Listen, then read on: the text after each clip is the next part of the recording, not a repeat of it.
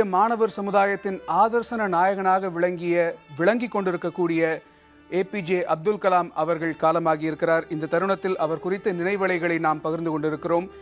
ராமேஸ்வரத்தை அடுத்த ஒரு சிறிய கிராமத்தில் ஒரு அரசு பள்ளியில் சராசரி மதிப்பெண்களை மட்டுமே எடுக்கக்கூடிய ஒரு சராசரி சாதாரண மாணவராக இருந்த அப்துல் கலாம் என்கிற ஒரு மனிதரால் ஹோமி பாபா, விக்ரம் சாராபாய் போன்ற இந்திய அறிவியல் துறையின் ஜாம்பவான்களுக்கு நிகராக உயர முடியும், இந்தியாவின் குடியரசுத் தலைவராக மிளிர முடியும், தனக்கு அடுத்த தலைமுறைகளை முன்னடத்தி செல்லக்கூடிய ஒரு பேராளுமையாக திகழ முடியும் என்றெல்லாம் காண்பித்துக் கொடுத்து ஒரு மிகச்சிறந்த முன்னுதாரணமாக திகழ்ந்து கொண்டிருக்கக்கூடியவர் ஏபிஜே அப்துல் கலாம் அவர்கள். இரண்டாவது முறையாக குடியரசுத் தலைவர் பதவி தனக்காக காத்து கொண்டிருந்த போதும் கூட அதனை துறந்துவிட்டு நேரடியாக மக்கள் மத்தியில் சென்று பணியாற்றியவர் ஏபிஜே அப்துல் கலாம் அவர்கள்.